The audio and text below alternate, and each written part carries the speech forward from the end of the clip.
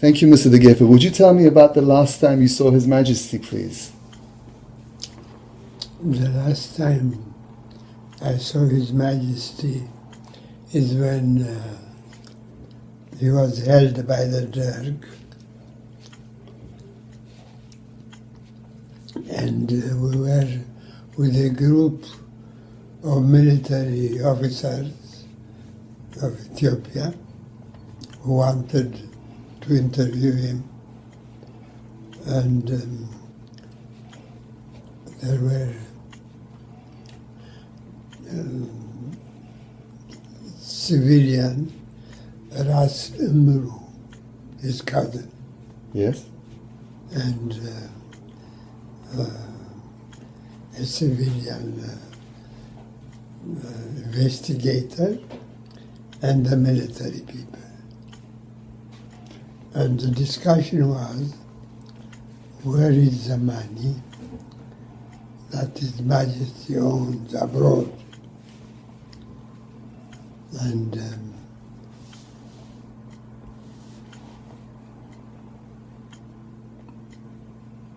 His Majesty did not reply at that point. And his cousin also asked. He said, they have all the arm, they have everything under their control. They want you to give them the money.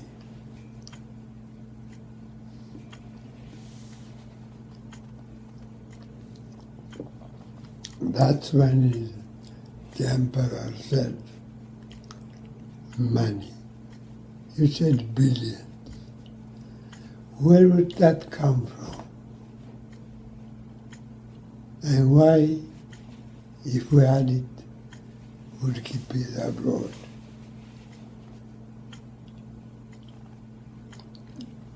And as for the money that's held by my grandchildren,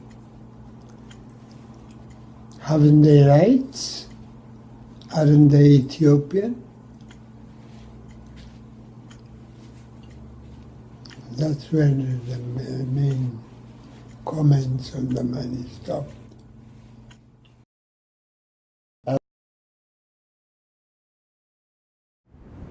ግርማሽ ሆይ የጦር ኃይሎች የፖሊስ ሰራዊትና የብሔራዊ ጦር ደርግ ለግርማዊነቶ ደህንነትና ጤንነት በሰፊው የሚያስብ እንደመሆኑ መጠን ለዚህ ለጤንነቶም ሆነ ለደህንነቶ የተዘጋጀ ስፍራ ስላለ ወደዛ እንዲሄዱልን በትህትና እንለምናለን።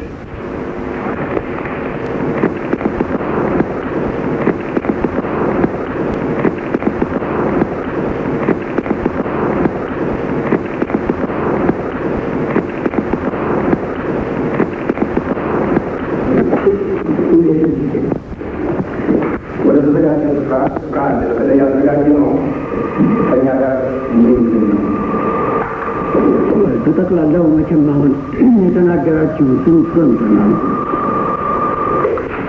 የኢትዮጵያ ንጉሠ ነገሥት ስንሆን ስም ብቻ አይደለም፣ ሕዝቡን ሀገሩን በሰላም ጊዜ የሚሰራለትን ጠላትን ሊመጣ የሚመከትበትን በማሰናዳት መሆኑን ይህ በጦር ሰራዊታችን ውስጥ የታወቀ ሳይሆን ይቀራል ብለን አንጠርጥርም። ቢሆንም በየጊዜው የሚለዋወጠው ነገር ደግሞ ለሀገር የሚጠቅም ነገር ካለበት የሀገርን ጥቅም በሌላ ለመለወጥ አይቻልም እና ያነበባችሁትን ሰምተናል። በዚሁ ማቆም ነው። As the head of the Ethiopian Bank, Mr. De Gefe, you were aware of whether His Majesty in fact had lots of money or not. Yeah. What is your view on that? His Majesty didn't even have a bank account in Ethiopia. He kept all cash because whatever money he had, he used to donate wherever he went on his travels. And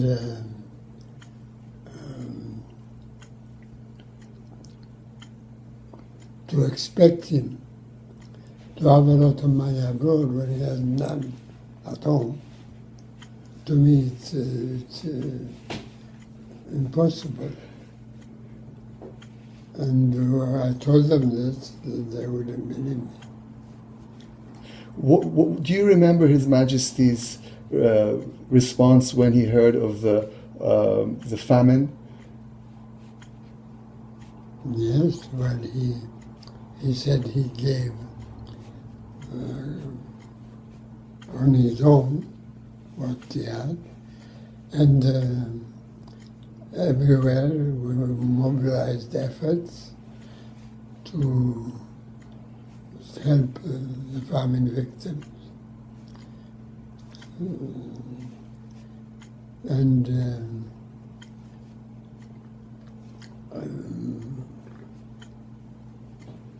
even now, everyone is contributing to the family. Mr. De Geven, what would you like people to know about His Majesty, as the world to know, as a person who knew him personally? Well, he was very patriotic. He loved his people. He loved the country. And to expect him to have had such a large sum abroad, it's unrealistic. After all, Ethiopia was a poor country. Where would he get all this money? And in fact, after he died, there was never any mention of it anymore. So it was all aimed to upset him while he was in detention. Mr. De Geven, I don't want to tire you, but I remember you telling me a story once about when His Majesty called you when you were the head of the bank about a woman whose house was going into foreclosure. Yeah. Would you mind retelling that story, if you can, please? That was many times. Whenever we had auction of properties, I used to keep a list because I knew some of them might appeal to him. Then he would suddenly call me, and I would have my notes with me, and I would explain how that loan arose, what we tried to help the borrower to pay, settle his loan, and our endeavor to auction it was stopped because they appealed to Your Majesty. The debtors appealed to His Majesty for help. Yeah. Yes, please continue. And so he recognized the father who was died in the war, or any of the relatives which the appellant had in mind. And sometimes you would turn to all the people who were claiming money, how I explained that it was due to His Majesty's wishes that the bank functioned properly to help the people. So he has done his best. What do you want him to do? He used to say, and order his private treasurer to go and pay the debt. So His Majesty would order his own private treasurer to pay the debts of the people who couldn't pay their debt. Right. Yes, thank you very much, Mr. De Geven. Thank you. I remember you telling me a story of when you yourself had some problems with your eyes and had to have surgery abroad. Yes, I was flown urgently to Germany and had the operation of detached retina. It was quite a costly operation because I had to stay in the clinic for a whole month. And I was, when I returned home, fully treated with new glasses and so on, I worried, how am I going to meet this debt? Because I had a mortgage, we had young children, and I had just started the career of banking. And suddenly, the governor of the bank told me His Majesty has ordered the bank to pay the expenses for the treatment abroad, which was most unusual. And I was very grateful. Was that a typical gesture from His Majesty?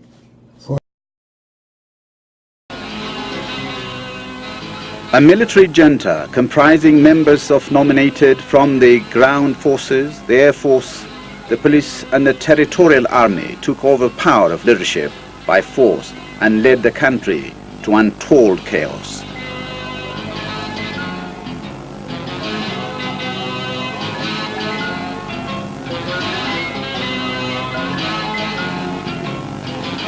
The Derg, as the military junta called itself, ousted the emperor from power.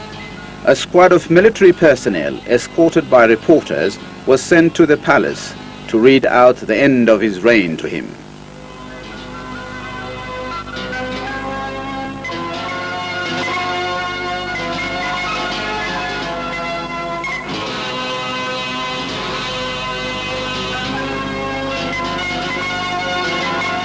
He was driven in a small Volkswagen sedan to the premises of the 4th Division, where he was imprisoned.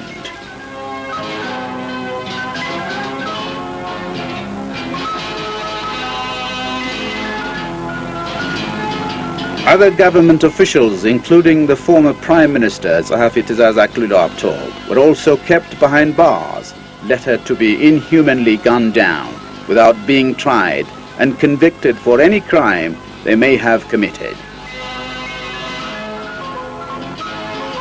The emperor was later moved to the Grand Palace and kept in a solitary confinement near the headquarters of the Derg.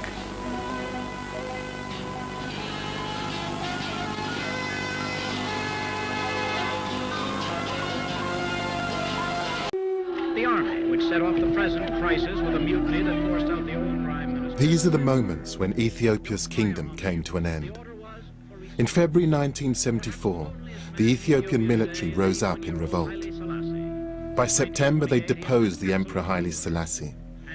It was a coup that brought to an end one of the world's oldest continuous kingdoms. Gave it its first written constitution. Realizing that times must change, he has decreed constitutional reforms be made, apparently with a view toward making Ethiopia a constitution. Haile Selassie was the last emperor of a dynasty that claimed it could trace its roots back thousands of years. And orderly.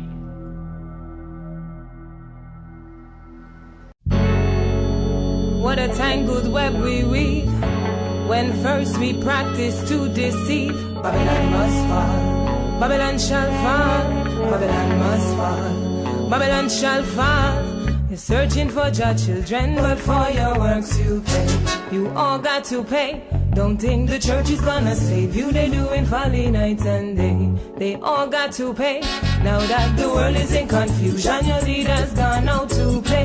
They think this is a game. Judgment will go fall like a rain. God, righteousness shall prevail. But the empress say righteous prevail. Babylon must fail, yo. Me no beg no friend for me then. Cause the devil guide and lead them. Hold up me head when me see them. I can be me, why lead them? When righteousness can lead them, light and deceit shall feed them. They not the bottomless pit, Satan shall lead them. Them won't hide out when me see them. Smile up in my face and I pretend like me don't know what them thinking. Is them one grave them digging. Said I love is what them seeking. That's why them ship is sinking. But we won't fall off with them teaching. No, we don't see no justice It's only just us. We have no unity because we don't trust us. Instead of living love, we rather fight fuss. And that's how Babylon get to live amongst us. Them come a this, them come a cuss. I don't want them fish, me don't want them duck, me don't want them bling. It's not a must, cause when them dead and gone, it only end up in a dust. Hey. But for your works to pay, you all got to pay. Don't think the church is gonna save you. They do it for the night and day. And now that the world is in confusion, your leaders gone out to play. They think this is our game. Judgment will go far.